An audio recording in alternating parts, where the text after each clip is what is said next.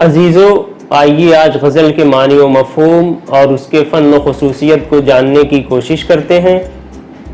غزل عربی زبان کا لفظ ہے جس کے لغوی معنی سخن بیار گفتن یعنی محبوب سے باتیں کرنا کے ہوتے ہیں۔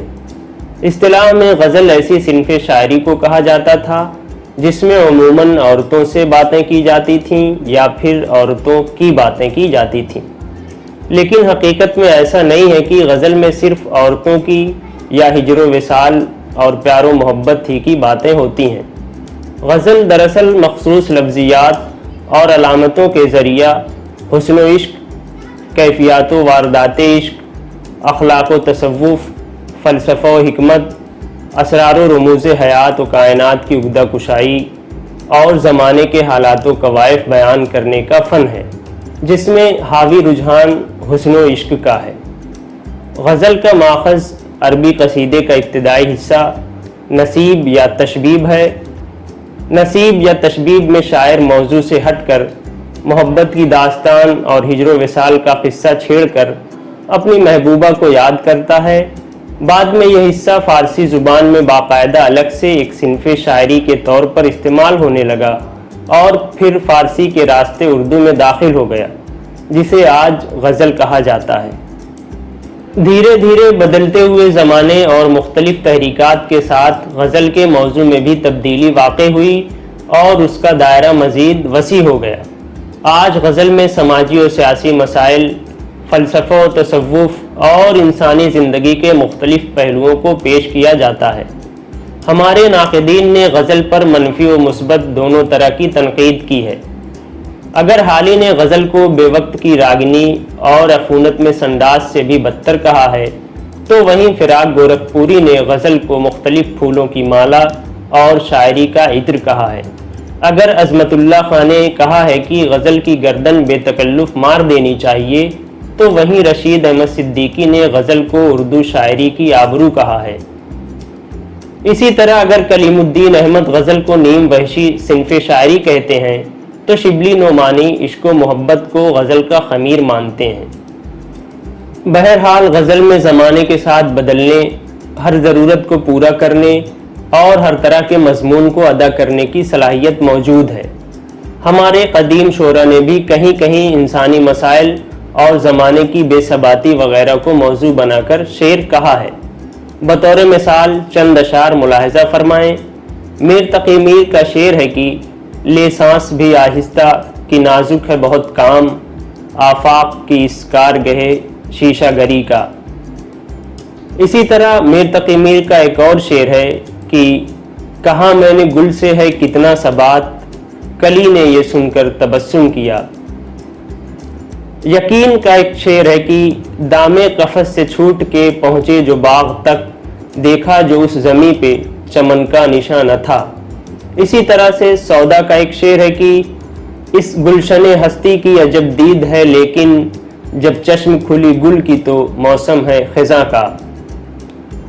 اس طرح کے سینکڑوں اشعار آپ کو قدیم شعراء کے یہاں مل جائیں گے، جس کا موضوع حسن و عشق نہیں بلکہ زمانے کی بے ثباتی اور فلسفہ و حکمت وغیرہ ہیں۔ غزل ایک ایسی صنف شاعری ہے جس میں موضوع کو اہمیت حاصل نہیں ہے۔ اس کی صنفی شناخت کا دار و مدار اس کی مخصوص حیت پر ہے۔ تو آئیے اب غزل کی حیت اور اس کے اجزاء ترکیبی و خصوصیات پر گفتگو کرتے ہیں۔ حیت کے اعتبار سے غزل کے اجزاء ترکیبی مطلع، مقطع، ردیف، قافیہ اور بحر ہیں۔ غزل کا پہلا شعر جس کے دونوں مصرے آپس میں ہم قافیہ و ہم ردیف ہوتے ہیں، اسے مطلع کہا جاتا ہے۔ مطلع ہی غزل کی بحر اور آہنگ کو طے کرتا ہے۔ مطلع کے بعد کے تمام اشعار آپس میں ہم قافیہ و ہم ردیف ہوتے ہیں۔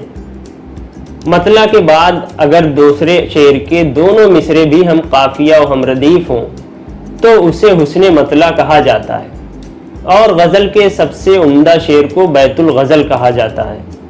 غزل کے جس آخری شعر میں شاعر اپنا تخلص استعمال کرتا ہے اسے مقطع کہتے ہیں۔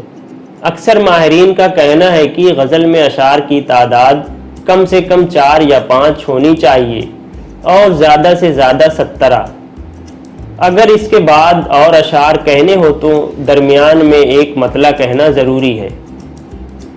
کبھی کبھی ایک ہی بحر، قافیے اور ردیف میں شاعر ایک سے زیادہ غزلیں کہہ دیتا ہے، اسے دو غزلہ، سہ غزلہ اور چہار غزلہ وغیرہ بھی کہا جاتا ہے۔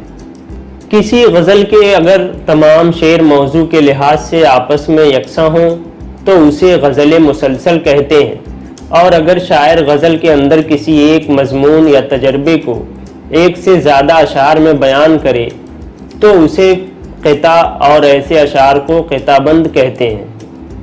بہت سی ایسی بھی غزلیں لکھی جاتی ہیں جس میں صرف قافیہ ہوتا ہے اور ردیف نہیں ہوتا، ایسی غزل کو غیر مردف غزل کہتے ہیں۔ غزل تمام شعری اصناف میں نازک ترین صنف ہے، جو نامانوس، ثقیل، ادق، بعید از فہم الفاظ کی متحمل نہیں ہو سکتی۔ غزل کے الفاظ نرم و شیریں، سادہ و دلکش، موضوع کے اعتبار سے بلند آہنگ ہوں اور انداز میں والہانہ پن و بے ساختگی بھی ہو۔ غزل کا ہر ایک شعر اپنے آپ میں ایک مکمل اکائی ہوتا ہے، اور شاعر کو دو مصروں میں مکمل مضمون ادا کرنا پڑتا ہے۔ اس لیے غزل میں اختصار اور رمز و کنایے سے کام لیا جاتا ہے۔ قصیدہ اور مثنوی کی طرح غزل خارجی نہیں بلکہ داخلی صنف سخن ہے، جس میں شاعر وہی بیان کرتا ہے جو اس کے دل پر گزرتی ہے۔ دنیا کی اصناف شاعری میں غزل حیت کے اعتبار سے زیادہ مقید، پابند، مقررہ اصولوں اور اوزان و بحور کی سرحدوں میں گرفتار ہے، لیکن اس صنف میں اس قدر لچک ہے کہ آزادی کو بھی پابندی پر رشک آتا ہے۔ غزل دراصل رمزیت و ایمائیت کا فن ہے، اور غزل میں معنوی وسعت و تہداری علامتوں کے سبب پیدا ہوتی ہے۔ غزل میں براہ راست باتیں کرنے کا انداز کم ملے گا، یہاں باتیں پردے میں ہوتی ہیں، اور یہ منزل فنکار کے لیے بڑی کٹھن منزل ہوتی ہے۔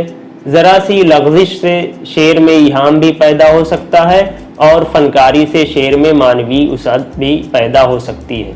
غزل کی چند مخصوص علامتیں بھی ہیں، مثلا ساقی، میخانہ اور اس کے لوازمات، زنداں، زنجیر، بہار و خزاں، گل و بلبل، آشیاں، صیاد، قفس، کارواں، جرس، منزل، دشت و چمن، مقتل، زلف و رخ، گیسو ابرو، درے جانا، کوئے جانا، سنگ آستاں، محفل و انجمن، شمع و پروانہ، گردش دوراں، لیلا مجنوں، شیریں فرہاد، کعبہ و بت خانہ، کفر و ایمان، واعظ، شیخ و برہمن، رند و سرمستی، ہوش و مستی، ہجر و وصال، حشر و قیامت، آدم و حوا، اور ایسی بہت سی علامتیں اپنے مخصوص معنی کے علاوہ سیاق و سباق کے اعتبار سے معنی و مفاہیم کے ہزاروں دروازے وا کرتے ہیں۔ آج یہیں پہ ختم کرتے ہیں۔ آنے والے ویڈیو میں ہم لوگ ردیف، قافیہ، مطلع، مقطع، بحر، وزن، مصرع، تخلص، قطع اور غزل کے آغاز و ارتقاء پر بات کریں گے۔ اگر یہاں ان پر گفتگو کی جاتی تو ویڈیو کافی طویل ہو جاتا، اس لیے ان چیزوں کو آئندہ ویڈیو کے لیے چھوڑ دیا گیا ہے۔ تب تک کے لیے اجازت دیجیے، آپ لوگوں کا بہت بہت شکریہ۔